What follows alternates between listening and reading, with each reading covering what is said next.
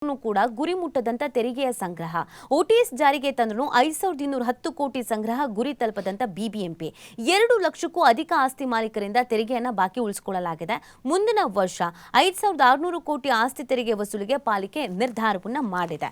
ಬೆಸ್ಕಾಂ ಮೂಲಕ ವಾಣಿಜ್ಯ ಕಟ್ಟಡಗಳ ಮಾಹಿತಿಗೆ ಕೂಡ ಮುಂದಾಗಲಾಗ್ತಾ ಇದೆ. ಗುರಿ ಸಾಧನೆಯಲ್ಲಿ ಬಿಬಿಎಂಪಿ ವಿಫಲ ಆಗಿರುವಂತದ್ದು ಇದೇನು ಹೊಸ ವಿಚಾರ ಅಲ್ಲ, ಇದು ಬಿಬಿಎಂಪಿ ಹಳೆ ಕಥೆನೆ. ಬಟ್ ಈ ವರ್ಷದ ಏನ್ ಡೆವಲಪ್ಮೆಂಟ್ ಅಂತ ನಾವು ನೋಡೋದಾದ್ರೆ ಬಿಬಿಎಂಪಿ ಬಜೆಟ್ ನಲ್ಲಿ ಘೋಷಣೆ ಮಾಡಿದ ಆಸ್ತಿ ತೆರಿಗೆ ಸಂಗ್ರಹ ಗುರಿಯನ್ನ ಒಂದೇ ಒಂದು ಬಾರಿ ಕೂಡ ಸಾಧಿಸಿಲ್ಲ. ಇದು 2024-25ನೇ ಸಾಲಿನಲ್ಲಿಯೂ ಕೂಡ ಮುಂದುವರಿಯುವ ನಿರೀಕ್ಷೆ ಇದೆ. ಪ್ರಸಕ್ತ ವರ್ಷದ ಗುರಿ ಸಾಧನೆ ಇನ್ನೂ 720 ಕೋಟಿ ರೂಪಾಯಿ ಅಗತ್ಯ ಇದೆ. 30 ದಿನದಲ್ಲಿ ಆ ಪ್ರಮಾಣದ ತೆರಿಗೆ ಸಂಗ್ರಹ ಅಸಾಧ್ಯ ಅಂತ ಹೇಳಲಾಗ್ತಾ ಇದೆ. ಈ ಹಿಂದಿನ ವರ್ಷಗಳ ಆಸ್ತಿ ತೆರಿಗೆ ವಸೂಲಿಯಲ್ಲೂ ಕೂಡ ಇದೇ ತರ ಸಮಸ್ಯೆ ಆಗಿತ್ತು.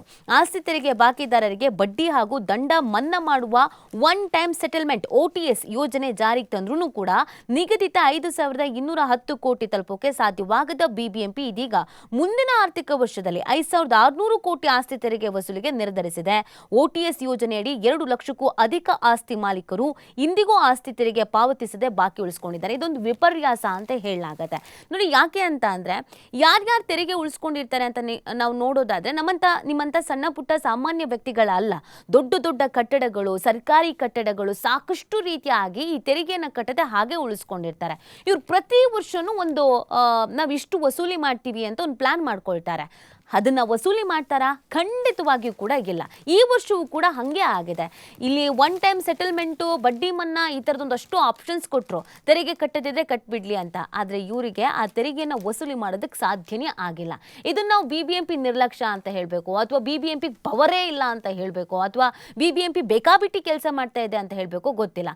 ಅಷ್ಟೂ ತೆರಿಗೆ ಸಂಗ್ರಹ ಆದರೆ ಒಂದಷ್ಟು ಅಭಿವೃದ್ಧಿ ಕಾರ್ಯಗಳಂತೂ ಆಗತ್ತೆ. ನೀವು ಸಣ್ಣ ಪುಟ್ಟವ್ರನ್ನ ನೀವು ಇಲ್ಲಿ ಗುರಿ ಮಾಡ್ತೀರಾ, ತೆರಿಗೆ ಕಟ್ಟಿಲ್ಲ ಅಂತಂದ್ರೆ ಬಿಡಲ್ಲ, ಆದ್ರೆ ದೊಡ್ಡ ದೊಡ್ಡ ಮೊತ್ತವನ್ನ ಯಾಕೆ ಬಿಡ್ತೀರಾ ಅನ್ನೋದು ಪ್ರಶ್ನೆ. ನೋಡಿ, 2018-19ರಲ್ಲೂ ಕೂಡ 3100 ವಸೂಲಿ ಮಾಡಬೇಕು ಅಂತಿತ್ತು, 2529 ಕೋಟಿ ಸಂಗ್ರಹ ಮಾಡಿದ್ರು. ಹೀಗೆ ಪ್ರತಿ ವರ್ಷವೂ ಕೂಡ ಇದೇ ತರ ಉಳಿಸ್ಕೊಂಡು ಬರ್ತಾ ಇದ್ದಾರೆ. ಈ ವರ್ಷವೂ ಕೂಡ ಅದೇ ರಾಗ ಅದೇ ತಾಳ ಅನ್ನೋದು ಗೊತ್ತಾಗ್ತಾ ಇದೆ. ಇವ್ರು ತೆರಿಗೆ ಸಂಪೂರ್ಣವಾಗಿ ವಸೂಲಿ ಮಾಡಲ್ಲ, ಕಟ್ಟೋರು ಕಟ್ಟೋದು ಇಲ್ಲ. ಇನ್ನು ಮುಂದಿನ ಸುದ್ದಿ ನೋಡೋದಾದ್ರೆ